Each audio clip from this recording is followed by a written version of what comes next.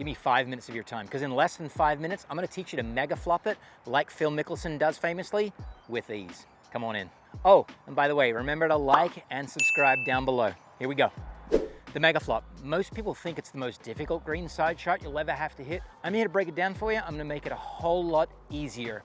Most people talk about using the bounce. I'm gonna build a technique for you that allows you to not even think about using the bounce. Well, most people get taught they have to open the face a lot in the backswing. I'm gonna build a technique for you that allows you to let the backswing happen without any movement feel, without any adaptation other than moving the club over your shoulder in the backswing and moving the club over your shoulder in the forward swing. Let's kick right to it. So the principle of flop shot is high dynamic loft. So we got to get the club face moving underneath the golf ball while the club face is looking up to the sky. It has to be clipping under the ball with some speed, so we'll call that the passing rate. The club head has to be moving under the handle very, very fast. And in addition to that, we need an arc shape through the bottom of the swing that's quite wide.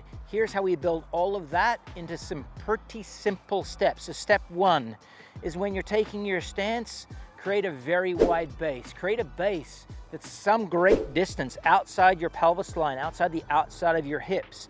Step two is we build in this dynamic loft by lofting the face at address. I literally want you to stand further away from it. I want you to drop the handle to the ground, and I want you to feel like the back of the club. So this design element back here, that's the flange coming up with all the logos and stuff on it, we're gonna try and leave an imprint into the ground with the back edge of the club. And don't be afraid that the leading edge is sitting up in the air. That's gonna go away as soon as we're making this nice fluid pass underneath the ball. We'll hang the handle down low, and then here it comes. The way we're gonna place our trail hand on the club is the secret sauce to not needing to do anything very much in the swing. We take our normal grip, no, we rotate. We rotate the entirety of our trail arm over such that your palm is facing down between your legs. Now this is gonna have a very, very important effect. What this is gonna do during the backswing is because you've rotated your trail arm, what's called internally, the face is naturally gonna wanna rotate open more, or really it's more dynamic loft in the backswing.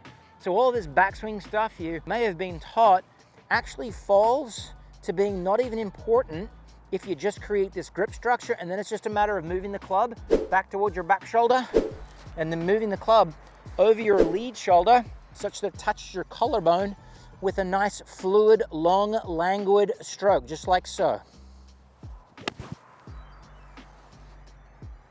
Struck crisply, not much impact to the ground. That's because when I'm letting the club pass under, trying to get it up above my collarbone over here, the rate of passing, the club head moving underneath the handle, is the piece that takes care of the launch trajectory on dynamic loft. It takes care of the piece that is using the bounce, the club's design effect that allows it to impact into the ground some small amount and then skip on through underneath the golf ball. So in less than 5 minutes, we've taken the mega flop that Phil Mickleson makes famous, and we've made it that much simpler and that much easier for you to execute. Best of luck.